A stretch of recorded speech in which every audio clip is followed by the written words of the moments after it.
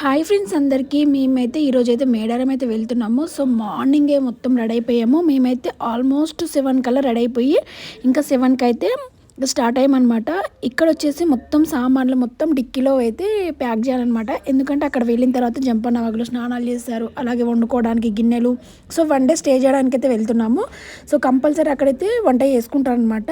So మేము ఇంకా ఖచ్చితంగా చేసుకుంటామని చెప్పి ఇంకా అన్ని ప్యాక్ అయితే చేసాము. సో పిల్లలైతే చాలా ఎగ్జైటింగ్గా ఉన్నారు, ఎందుకంటే జంపన్న వాగులు అంటే స్నానం చేయాలి కదా, వాళ్ళకి చాలా ఇష్టం అనమాట. ఇంకా చూస్తున్నారా మొత్తం అయితే ప్యాక్ చేసాము, ఏమేం కావాలి ఏంటి అని చెప్పి. సో డిక్కీ అయితే ఆల్మోస్ట్ నింపేసాము. ఇంకా మేము స్టార్ట్ అయితే 7:30కి స్టార్ట్ అయిపోయామన్నమాట. సో మాకు దగ్గర దగ్గర 5 అవర్స్ అయితే జర్నీ ఉంది. సో మేము 4 అవర్స్ అనుకున్నాం, కానీ ఇంకా పిల్లలు ఉండడం వల్ల అక్కడక్కడ ఆపామన్నమాట కారు. సో ఇప్పుడు ఫస్ట్ అయితే మేము 9:30 కల్లా టిఫిన్ చేసేసి ఫస్ట్ అయితే మేడారం వెళ్ళిన వాళ్ళు ఖచ్చితంగా గట్టు మైసమ్మ అమ్మవారిని అయితే దర్శించుకుంటారు. సో మనకు జాతర టైంలో అయితే ఇట్లా లోపలికైతే అంత తొందరగా పోలేమన్నమాట, చాలా పబ్లిక్ ఉంటారు. ఎవరో ఒక్కరు వెళ్ళి ఇంకా కొబ్బరికాయ కొట్టి అమ్మవారిని మొక్కుకొని వస్తారనమాట. ఈసారి ఫస్ట్ టైం మేము అందరం కలిసి, ఇంకా పబ్లిక్ ఎవరు లేరు కదా, సో చూద్దాం అమ్మవారిని అని చెప్పి అందరం దిగాము. సో అమ్మవారి దర్శనం తర్వాత ఇంకా మేము మేడారం అయితే వచ్చేసామన్నమాట. సో సమ్మక్క సారలమ్మ అమ్మవారి జాతరకు అయితే ఇంకా చాలా రోజులు టైం ఉంది, దగ్గర దగ్గర 1 మంత్ ఉందనుకోండి.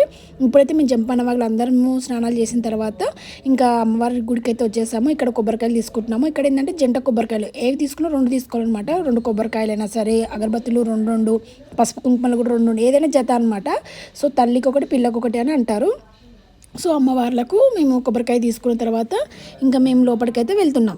సో ఫస్ట్ అయితే మనము ఖచ్చితంగా సమ్మక్క అమ్మవారిని దర్శించుకున్న తర్వాత సారలమ్మ, అలాగే పగిడిద్దరాజు, నాగులమ్మ, గోవిందరాజు వీళ్ళందరినీ దర్శనం అయితే చేసుకోవాలన్నమాట. సో ఫస్ట్ అయితే అమ్మవారిని అయితే దర్శించుకుంటున్నాము. సో ఇక్కడ వడిబియ్యం పోస్తున్నారు, అలాగే అమ్మవారికి బంగారం సమర్పిస్తున్నారు. ఇంకా ఎవరి ఇష్టం వాళ్ళదనమాట. సో చూస్తేనే కొత్తగా కన్స్ట్రక్షన్ చేస్తున్నారు కాబట్టి ఇలా ఉంది. సో ఇంకా సారలమ్మ అమ్మవారి దర్శనం చేసుకున్న తర్వాత ఇంకా గోవిందరాజు, పగిడిద్దరాజు ఇద్దరి స్వాములను మేమైతే దర్శనం చేసుకున్నాము. సో మనకైతే ఇంకా జాతర టైంలో చాలా క్రౌడ్ ఉంటుంది కాబట్టి ఇంక ఇప్పుడైతే మనస్ఫూర్తిగా హ్యాపీగా, అంటే చాలా దగ్గర నుంచి అమ్మవారిని మొట్టుకోవడము, సో అమ్మవారికి అలంకరణ చేయడం చాలా మంచిగా అనిపించింది. సో ఇప్పుడు ఇంకా గోవిందరాజు, పగిడిద్దరాజు ఇద్దరికి ప్లేసెస్ అయితే చేంజ్ చేస్తున్నారు.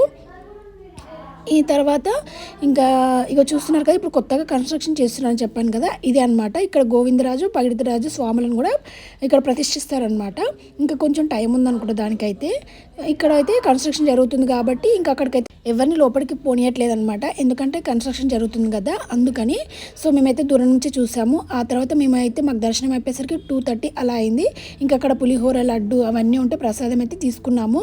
సో ఇంకా ప్రసాదం తీసుకొని కొంచెం రిలాక్స్గా కూర్చొని ఇంకా ఆ తర్వాత మేము చిలకల గట్టు దగ్గర కూడా వెళ్ళాము. ఆ వీడియో కూడా నేను నెక్స్ట్ అప్లోడ్ చేస్తాను, చూస్తూ ఉండండి. సో ఇదండి ఈరోజు వీడియో. ఈ వీడియో కనుక నచ్చినట్లయితే తప్పకుండా మా ఛానల్ సబ్స్క్రైబ్ చేయండి, లైక్ చేయండి. మరిన్ని మంచి వీడియోస్ కోసం థ్యాంక్ యూ సో మచ్.